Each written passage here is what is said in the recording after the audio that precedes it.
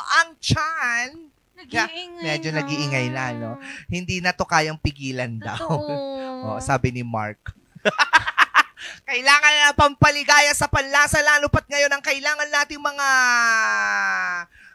pagkain ay mga mura. Totoo. Matuto na naman tayo sa isang very affordable na recipe. Dito lang sa Cooklitan.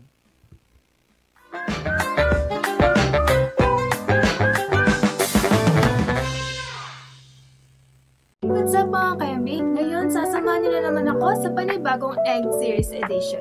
Ngayon, ang gagawin natin ay Egg Bistek. Mga ka-MB, isa ka rin ba sa naghahanap ng ulam na masarap at madaling gawin? Well, tara, samahan niyo ako para tuklasin ang Egg Bistek, isang classic na Filipino dish na may special na twist. Oops, sumayaw siya. Alam mo ba, ang bistik Tagalog isang paborito sa bawat bahay, ngunit ngayon may bago kaming version ng egg bistik, isang perfect na itlog na hindi mo kayang palampasin. Ayan, lumabas kami dyan para bumili ng mantika. Ngunit teka, bago tayo magluto, saan nga ba nagmula ang bistik Tagalog? Paano ito nag-isang paborito ng bawat pamilya? Ang bistik Tagalog ay isang ulam na gawa sa karne ng baka. Pinamarinate ito para magbigay ng tamang lasa. Pinagmulan nito ay mula sa Spanish influence sa Pilipinas at tinuturi itong comfort food ng mga Pilipino. At ngayon, maghihiwa tayo ng mga sangkap na ating gagamitin sa egg bistik. Una, dikdikin ng bawang at ilagay ito sa isang lagayan. Pagkatapos, susunod ang sibuyas, hiwain ito ng maliliit. At ang kalamansi, hiwain ito at bigain. At ang sili. Buksan ang kalan at hintayin uminit ang kawali. At pagkatapos, igisa ang bawang at sibuyas. Ilagay ang ready-made na liquid seasoning at pakuluan ito ng ilang minuto. At pagkatapos, ilagay ang nilagang itlog sa ibabaw at halu-haluin lamang ito hanggang maluto. At pagkatapos, ilagay ang sili.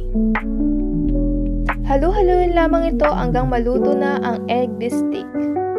Sa bawat pamilya, may iba't ibang version ng bistek at sa ngayon, ipinagmamalaki natin ang egg bistek. Anumang version, ang importante ay mag-enjoy sa masarap na pagkain. Hinihintay nyo. Try nyo na din ang egg bistek. Bistek. Oo, egg bistek kasi siya, pero masarap yan. Yung first natin, masyado akong kala. Ganyan. Sa sobrang, alam mo yun. Ganyan. Alam mo yung sa sobrang creative nga ng mga tao, di ba? Parang ang sarap nga naman talagang gawin, imbis na karne na o isda yung gamitin mo sa mga ulam-ulam, itlog na lang. Diba? Yung nauna na tayo sa tinola. itlog. Ngayon, tinolang bistek. Ano kaya ang next natin sa ating egg series? Siguro sinigang na egg. Why not? Bakit hindi? Oo, di ba? Ang sinigang dami pwede na mong egg. gawin sa egg. Totoo. Pwede mo nga ilitsyon ng itlog. Pwede yan. Son? Roasted egg. Pwede. Pacham-pacham ang tawag doon sa amin. Pacham? Yung mag-embento ka, tapos bahala na. Pachamba-chamba. Sa amin kasi pacham-pacham. Kaya siya pacham kasi ang ibig nung sabihin, pachamba-chamba. Yun. Yung iba naman, pasyam. Pasyam na init. Okay pa rin. Totoo yun. Yun, Anong nagugutom favorite na na ako. luto mo ng egg? Ako, egg, siguro, yung any kind. Favorite mo nga? Wala, literal, lahat kakainin ko basta egg. Ako, kakainin ko naman lahat, pero ang favorite ko sa lahat ng luto, sunny side up. Parang ganon. So, alam ko namang lahat favorite natin, pero meron at meron kang laging nagugustuhan. Ikaw ano?